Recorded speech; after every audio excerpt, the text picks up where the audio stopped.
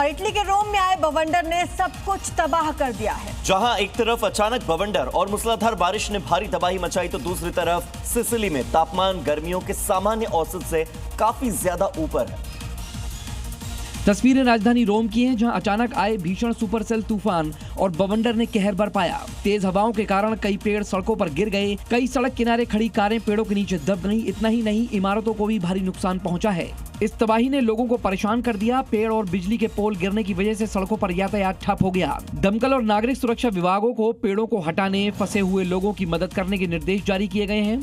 Sicily और दक्षिणी Italy के कुछ हिस्सों में तापमान सामान्य से काफी ऊपर दर्ज किया गया। जून के शुरुआती दिनों में इस क्षेत्र में चिलचिलाती धूप और गर्मी ने लोगों को परेशान कर दिया है।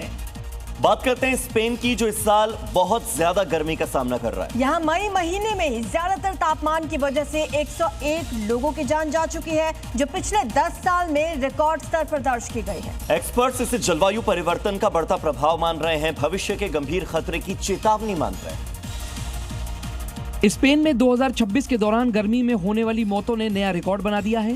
स्वास्थ्य मंत्रालय के मुताबिक मई महीने में अत्यधिक तापमान होने की वजह से अनुमानित 101 लोगों की मौत हुई है, जो साल 2015 से रिकॉर्ड शुरू होने के बाद इस महीने का सबसे बड़ा आंकड़ा है। स्पेन की दैनिक मृत्यु निगरानी प्रणाली के मुताबिक ये संख्या पिछले 10 सालों के महीनों के औसत से 3.6 गुना ज्यादा है। ब्रिटेन, फ्रांस समेत यूरोप के कई देशों में मई महीने में असामान्य रूप से तेज गर्मी का सामना किया और कई तापमान के रिकॉर्ड टूटे।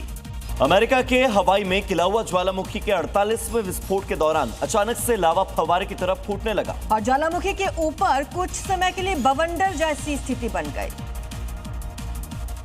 ये तस्वीरें किसी हॉलीवुड फिल्म की नहीं बल्कि हकीकत हैं, और वो भी हवाई के किलाउआ ज्वालामुखी की, जहां 48वें विस्फोट के दौरान लावा के फव्वारे फूटने से ज्वालामुखी के ऊपर कुछ समय के लिए बवंडर दिखाई दिया। जब जमीन के पास तेजी से ऊपर उठती गर्म हवा ऊपर की ठंडी हवा से मिलती है, तो एक क्षणिक बवंडर बनता है, जिसे हवा का एक घूमता हुआ गोला स्तंभ बनता है, जिसे अक्सर धूल का या छोटा बवंडर कहा जाता है। वैज्ञानिकों का कहना है कि किलाउआ दुनिया में सबसे सक्रिय ज्वालामुखियों में से एक है और इसका ये विस्फोट सामान्य से कहीं ज्यादा तेज था। इधर बात करते हैं गुजरात की, जहां पर सुरेंद्रनगर के सायला के पास आसमान में एक विशाल फनल क्लाउड या कहें कि धूल का बवंडर देखा गया। लोगों के बीच ये चर्चा का विषय बना हुआ है। शाम का वक्त आसमान में एक लंबा सांप के आकार का स्तंभ देखा गया, जो किसी उड़ते हुए सांप जैसा दिखाई दे रहा था। हवा के तेज चक्रवात के कारण मिट्टी और धूल का स्तंभ सांप की तरह घूमता हुआ आसमान तक पहुंचता हुआ दिखा।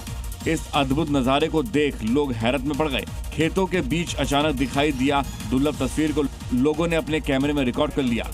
इस तरह के बवंडर आमतौर पर शुष्क और गर्म मौसम में अचानक सतह के गर्म होने के कारण बनते हैं, जो आंधी तूफान का भी कारण होता है।